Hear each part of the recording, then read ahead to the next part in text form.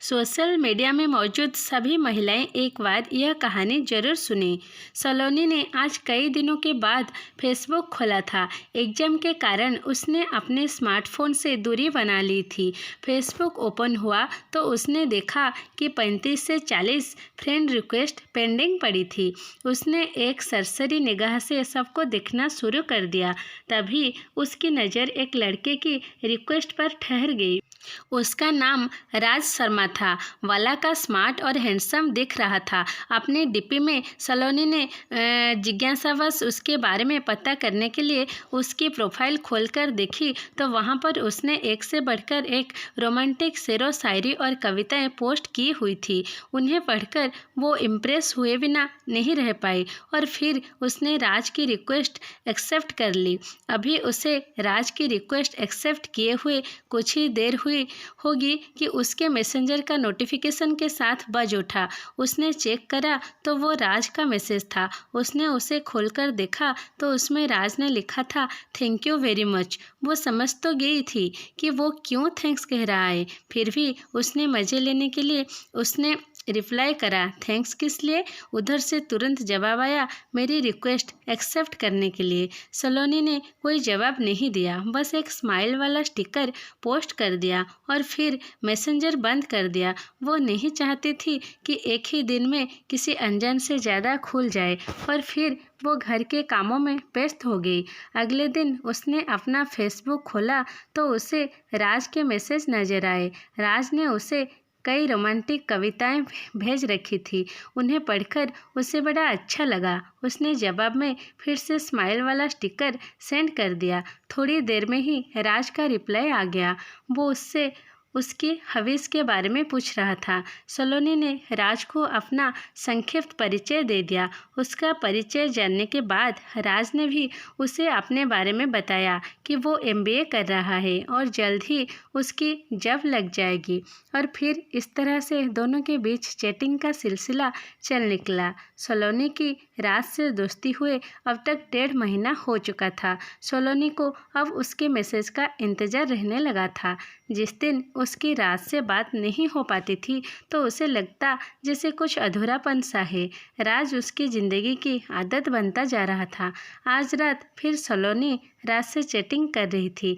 इधर उधर की बात होने के बाद राज ने सलोनी से कहा, यार हम कब तक यूं ही सिर्फ फेसबुक पर बातें करते रहेंगे।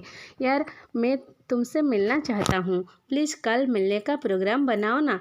सलोनी खुद भी उससे मिलने चाहती थी और एक तरह से उसने उसके दिल की ही बात कह दी थी, लेकिन पता नहीं क्यों वो उससे मिलने से डर रही थी। शायद अनजान होने का डर था।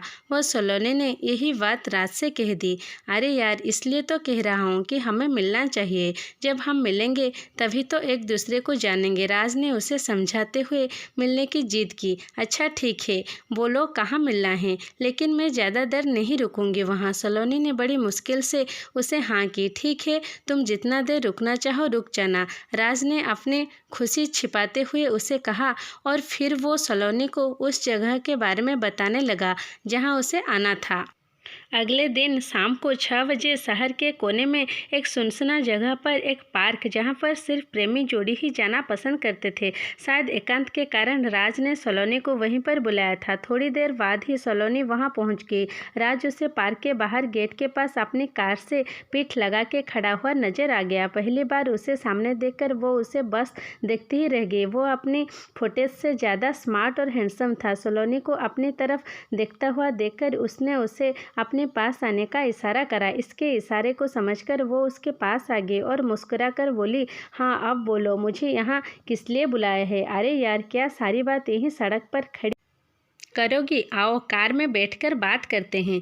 और फिर राज ने उसे कार में बैठने का इशारा करके कार का पिछला गेट खोल दिया। उसकी बात सुनकर सलोनी मुस्कुराते हुए कार में बैठने के लिए बढ़ी। जैसे ही उसने कार में बैठने के लिए अपना पैर अंदर रखा तो उसे वहाँ पर पहले से ही एक आदमी बैठा हुआ नजर आया। शक्ल से वो आदमी कहीं से भी शरीफ नज़र नहीं आ रहा था। सलोनी के बढ़ते कदम ठिक गए। वो पलट कर राज से पूछने ही जा रही थी कि ये कौन है कि तभी उस आदमी ने उसका हाथ पकड़कर अंदर खींच लिया और बाहर से राज ने उसे अंदर धक्का दे दिया। ये सब कुछ इतनी तेज़ी से हुआ कि वो संभल भी नहीं पाई और फिर अंदर बैठे आदमी ने उसका मुंह कसकर दबा लिया ताकि वो चीख ना पाए और उसके हाथों को राज ने पकड़ लिया और उसके हाथों को राज ने पकड़ लिया। अब वो ना तो हिल सकती थी और ना ही चिल्ला सकती थी और तभी कार से दूर खड़ा एक आदमी कार में आके ड्राइविंग सीट पर बैठ गया और कार स्टार्ट करके तेज़ी से आगे बढ़ा दी। पीछे बैठा आदमी जिसने सलोनी का मुंह दबा रखा था वो हंसते हुए राज से बोला, वाह भाई वाह, मज़ा आ गया, आज तो तुमने तगड़े माल पर हाथ साफ करा है। उसकी बात सुनकर राज मुंह ऊपर उठाकर ठहाके लगा के हंसा। उसे देखकर ऐसा लग रहा था जैसे कोई भेड़िया अपने पंजे में शिकार को दबोच के हंस रहा हो। और वो कार तेज़ी से शहर के बदनाम इलाके जिस्म की मंडी की तरफ दौड़ी जा रही थी। ये सलोनी की कहानी उन लड़कियों को सबक देती है जो सोशल मीडिया से अनजान लोगों से दोस्ती कर लेती है और अपनी ज़िंदगी गंवा लेती है। कहानी पसंद आई तो चैनल को सब्सक्राइब करना ना भूलें।